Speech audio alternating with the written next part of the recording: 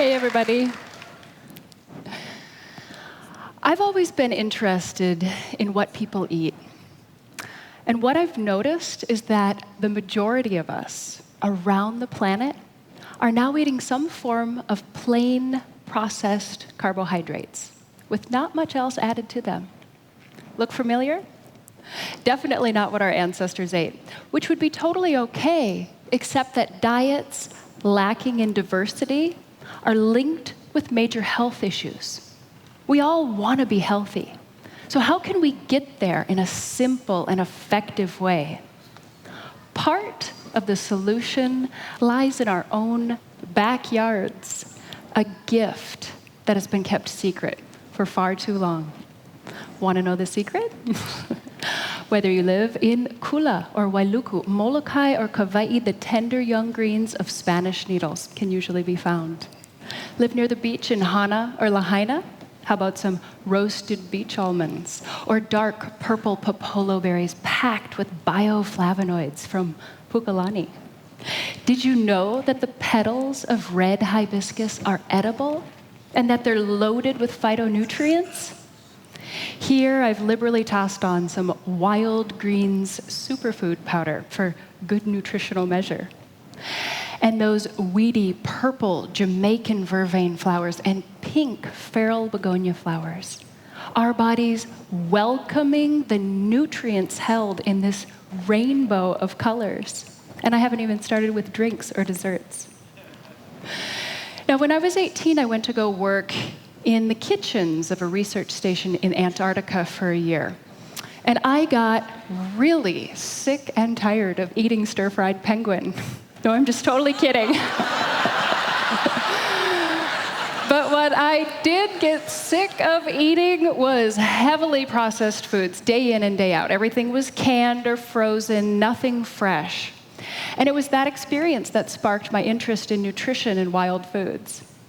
You can imagine my family's reaction when I came home and said we would now be eating weeds from the yard for dinner. But it's exactly that powerful paradigm shift that I love visualizing, happening in households around the planet, because it truly doesn't get much better than free food found growing in our own backyards that don't require planting, watering, or weeding. And my premise is that you only need to eat one of them every day to make a significant difference to your health and the health of the planet. As if rainbows and great surf weren't enough, Maui is truly a forager's paradise, with mountaintop to ocean foraging. This photo highlighting 13 wild foods harvested on an afternoon's hike. And it's that biodiversity, along with phenomenal nutrition, which has led the United Nations Food and Agricultural Organization, among many others, to recommend the use of wild foods, or wild relatives, as they often call them in their reports, for food security, especially in the face of global climate change. Yes, it is time to reconnect with our wild relatives. Now, in a fabulous new research study published in 2013 by Dr. Bronwyn Powell, our brothers and sisters in the East Usambara Mountains of Tanzania agreed to participate in research which showed that 2% of their total diet was made up of wild foods. Only 2% of their total daily calories.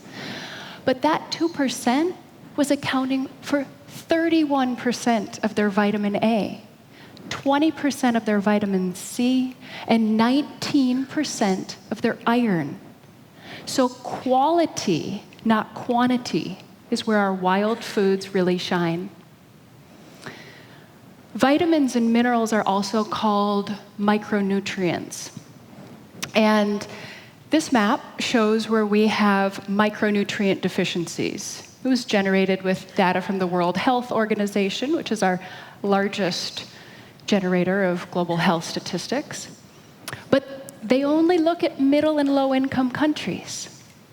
What about all those grayed out areas with no data? We do have micronutrient deficiencies. And keep your eyes on this one, folks, because we already have people who are overweight or obese and suffering from chronic illness associated with those micronutrient deficiencies. What a large body of research has shown us is that the people who've been living in the red for a very long time, dealing with poverty and limited access, is that those who utilize wild foods are the ones who survive, especially during extreme weather and natural disaster events. As the media recently pointed out during Hurricane Iselle, and what Mike Hamnett of the Hazard Mitigation Forum here in Hawaii says, is that we have 5 days of food left on the islands if the ships don't come. What's your plan when the ship doesn't show up in the harbor here? As a mother of 2 children, I find it imperative to teach them about wild foods. So, welcome to the extreme sporting event of the wild food harvest. Anyone ever had a thorn from this tree go right through your slipper at the beach? Kiyave, it's not just for barbecue. Those pods are a nutritional gem. They get ground up into a flour. If you eat just 1 cup of that flour, it provides me with over 100% of my daily iron, over 30% of my magnesium, and over 30% of my potassium. Yeehaw! At my house, I take that flour and I mix it with Kiyave honey and nut butter to make a 100% local food bar. Pies made with Kiyave crusts. And I brew the pods into a sparkling fizzy drink. So we're only limited by our culinary imaginations with this one. This map shows in red where we can find Kiyave growing on Maui. And this one shows where we have a climate match for Prosopis pallida, that's its Latin name, throughout the state. Now, Hawaii's 2050 report says that one of the first major noticeable effects of global climate change here in the islands is expected to be drought. So, with that predicted change, this map shows in the areas with the little black dots how we are expecting to see Kiave's range increase by the year 2050. As an arid, adapted tree, it looks like Kiyave is here to stay. Currently, we have millions of pounds of those pods just falling to the ground, unloved. I say it's time we welcome the gift of Kiyave. Now, I see people all over the islands spraying this invasive with Roundup, spiny amaranth. Find it when it's tender and young. It is a forager's delight. And just like Kiyave, it has been harvested for thousands of years, predating corn. So when we participate in the harvest of these ancient crops, it really connects us with a thousands-of-year-old knowledge base that's part of our shared human experience. At my house, I take this highly nutritious green and put it into soups and breakfast stir-fries and dehydrate it and ground up into that wild greens superfood powder. You might find it if you go out for a hike or growing in your own backyard.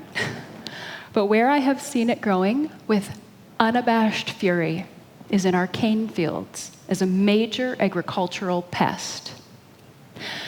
This graph shows how Amaranthus spinosus, that's its Latin name, recently became glyphosate resistant.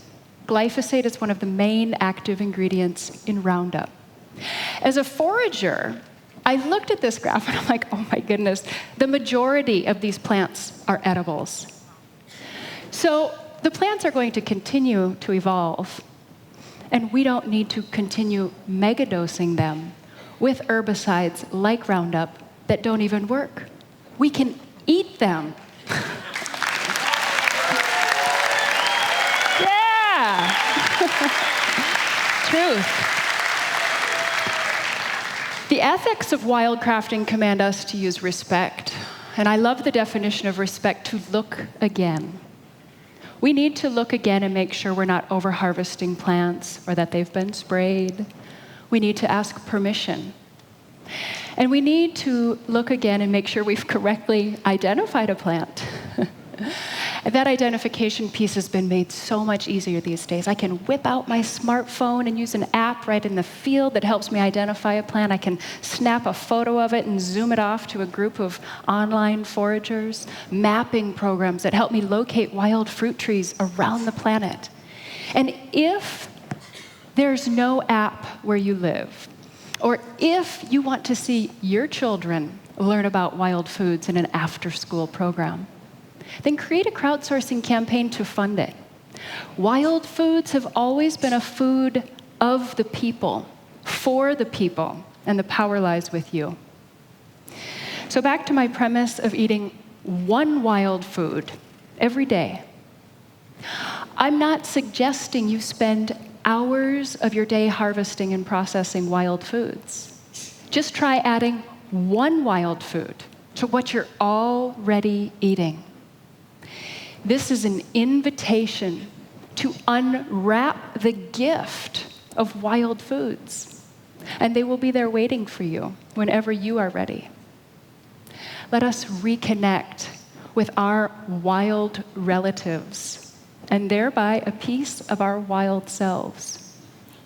May your cup spilleth over with beautiful and abundant wild foods. Mahalo. Mahalo ke kua.